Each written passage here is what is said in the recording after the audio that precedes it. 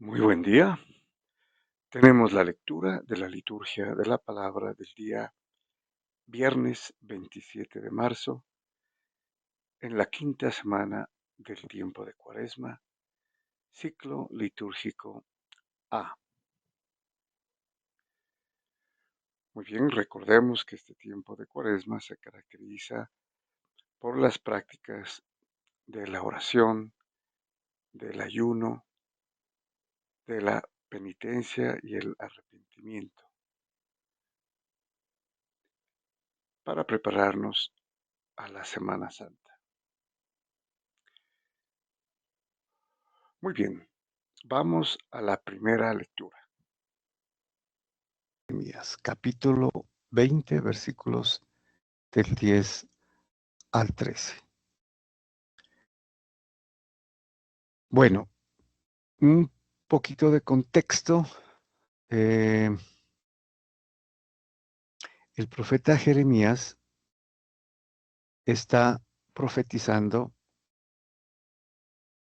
a la gente, pero especialmente a las autoridades reales, el rey, ¿no?, la corte, e incluso a las autoridades religiosas, que se avecina la destrucción de Jerusalén y del templo, ¿no?, a manos de Nabucodonosor.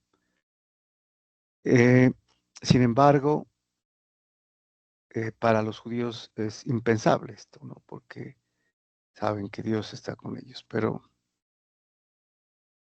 precisamente como castigo, ¿no?, a su infidelidad y el no cumplimiento o acatamiento de la ley.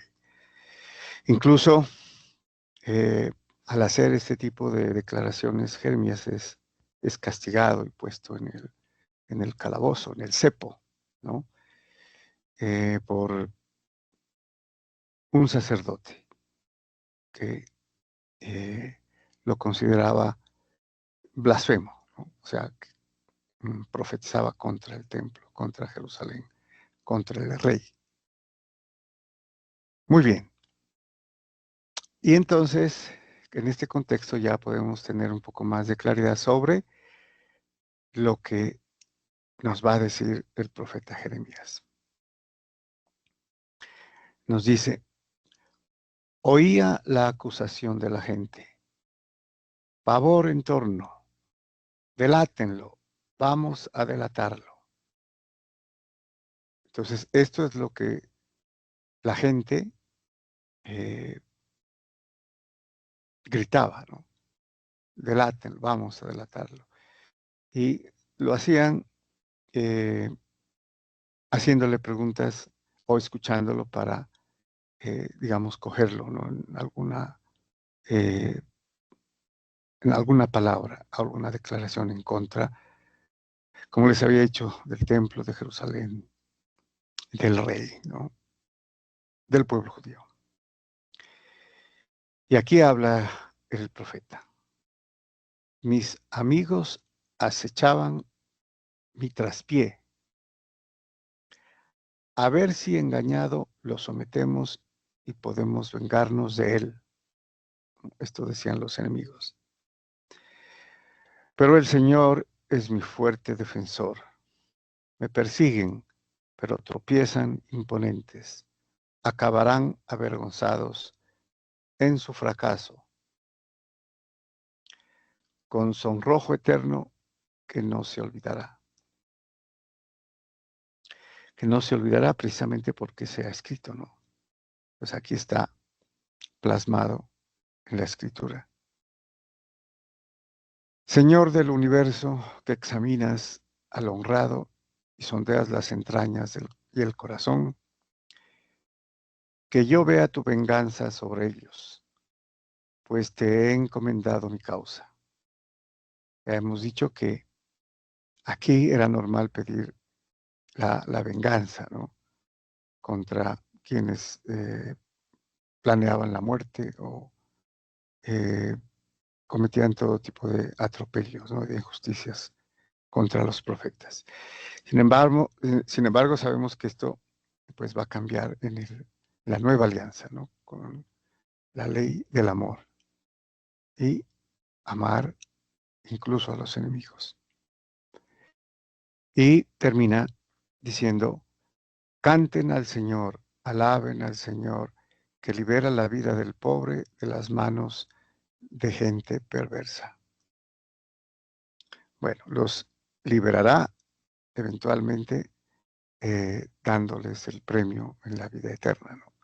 Mas no en, en la tierra, en la vida terrena, porque como siempre todos los profetas, prácticamente todos murieron eh, a manos de los enemigos, que era el mismo pueblo, o las mismas autoridades religiosas.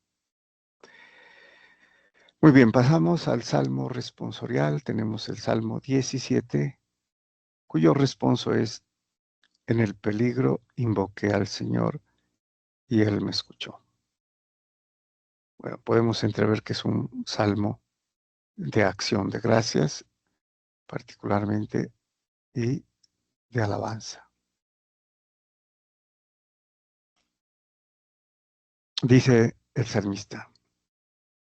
A propósito, este salmo, compuesto también por el rey David, eh, como parte, como todos los salmos, ¿no? Hacían parte de la liturgia en las conmemoraciones, fiestas importantes, pues se cantaba, ¿no? Entonces son canciones eh, de confianza, de alabanza, de acción de gracias y de manifestación de amor, como empieza diciéndolo aquí el salmista. Yo te amo, Señor, tú eres mi fortaleza, Señor, mi roca, mi alcázar, mi libertador. Dios mío, peña mía, refugio mío, escudo mío, mi fuerza salvadora, mi baluarte. O sea, aquí el salmista casi que se excede, ¿no?, en los calificativos de la protección que brinda Dios. Invoco al Señor de mi alabanza y quedo libre de mis enemigos.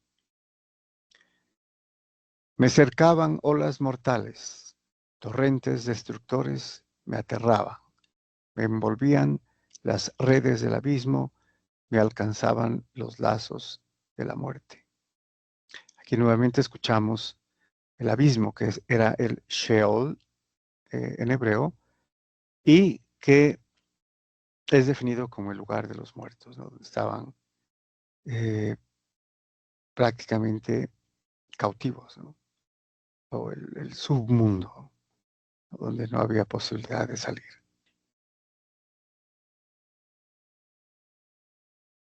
Y que es precisamente donde Jesucristo, después de su muerte, baja, ¿no?, al Sheol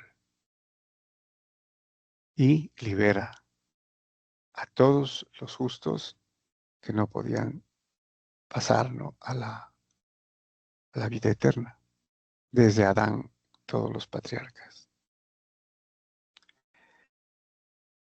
Y termina diciendo, en el peligro invoqué al Señor, grité a mi Dios desde su templo, Él escuchó mi voz y mi grito llegó a sus oídos. Bueno, grité a mi Dios desde su templo, Él escuchó mi voz. Aquí se referiría el salmista, eh, David especialmente, ¿no?, que es David quien está cantando esta alabanza. Y todavía no había templo, ¿no? Sabemos que el templo fue construido por su hijo Salomón. Sin embargo, aquí entendemos, desde su templo, Él escuchó mi voz y mi grito llegó a sus oídos. Es el templo en el cielo, ¿no?, donde se celebra la liturgia celestial. Claro, como era profeta, profetizó, ¿no?, desde el Antiguo Testamento lo que sucedería en el Nuevo. Muy bien, y pasamos al Evangelio. Tenemos y continuamos con el Evangelio según San Juan, en esta oportunidad el capítulo 10, versículos del 31 al 42. Habíamos desarrollado en unas 4 sesiones el capítulo 8. Ahora tenemos el capítulo 10. Muy bien, nos dice el evangelista San Juan. En aquel tiempo los judíos agarraron piedras para apedrear a Jesús. Bueno, en el versículo anterior, precedente a este, Jesús les dice, porque yo y el Padre somos uno. Y entonces, obviamente, con esto se estaba haciendo Dios, ¿no? Y por eso ellos entienden en ese contexto que es una blasfemia. Y por eso, nuevamente, dice, agarraron piedras para apedrear a Jesús. Él les replicó, les he hecho ver muchas obras buenas por encargo de mi Padre. ¿Por cuál de ellas me apedrean? O sea, aquí vemos un gesto ya de valentía, ¿no? Jesucristo les encara, ¿no? ¿Por cuál de ellas, de las obras buenas que ha hecho, milagros patentes, ¿no? Que los judíos habían visto? ¿Por cuál de ellas me apedrean? Los judíos le contestaron, no te apedreamos por una obra buena, sino por una blasfemia, porque tú, siendo un hombre, te haces Dios. O sea, entendieron, ¿no? Aquí también es una eh, corroboración de que los judíos entendían lo que decía Dios sobre su divinidad, ¿no? Al hacerse Dios según ellos. O sea, les estaba diciendo, ¿no?, la verdad. Jesús les replicó, ¿no está escrito en su ley? Yo les digo, ustedes son dioses. Si la escritura llama dioses a aquellos a quienes vino la palabra de Dios, y no puede fallar la escritura, a quien el Padre consagró y envió al mundo, dicen ustedes blasfemas o blasfemas, ¿no? Bueno, ante esto, Jesucristo les contesta con la ley, ¿no? En los salmos. Aquí dice el Salmo 82, donde dice textualmente, ¿no? Yo les digo, ustedes son dioses. Ustedes son hijos del Altísimo.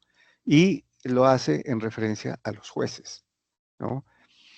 Eh, dando a entender que eh, tienen el poder de Dios, ¿no?, para juzgar, para administrar, para guiar. Y por eso les dice, ¿no? Ustedes son dioses. Y si llama dioses a aquellos a quienes vino la palabra de Dios, y es la palabra de Dios, es la escritura. Y la escritura no puede fallar, dice, ¿no?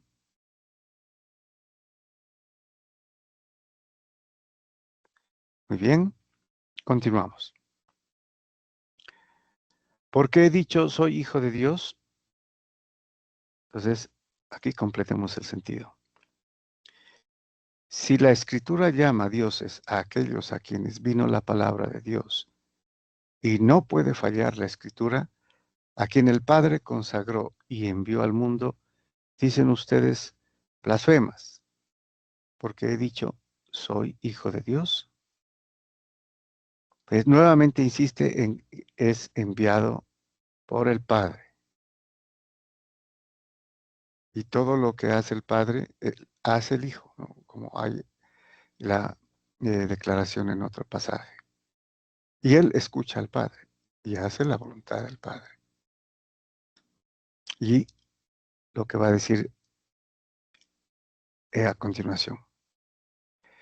Si no hago las obras de mi Padre, no me crean. Pero si las hago, aunque no me crean a mí, crean a las obras, para que comprendan y sepan que el Padre está en mí y yo en el Padre. O sea, aquí es evidente, ¿no? Eh, que crean a las obras, a lo que hace Él, los milagros, ¿no?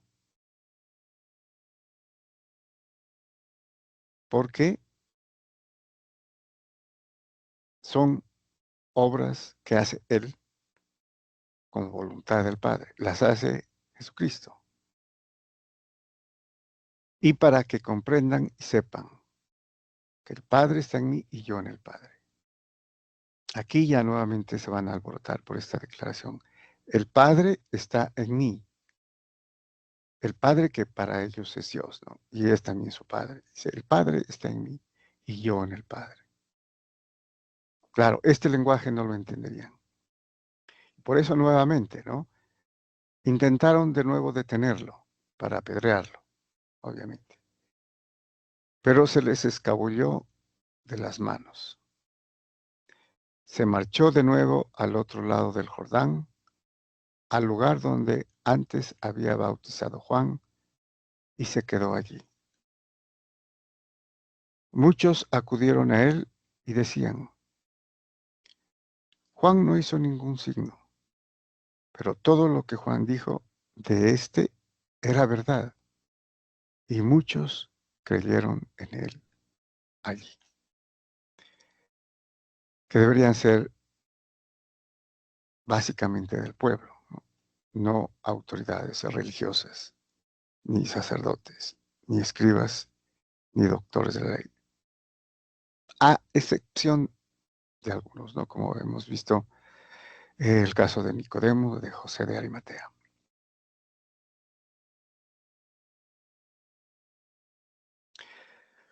Muy bien, muchas gracias y bendiciones.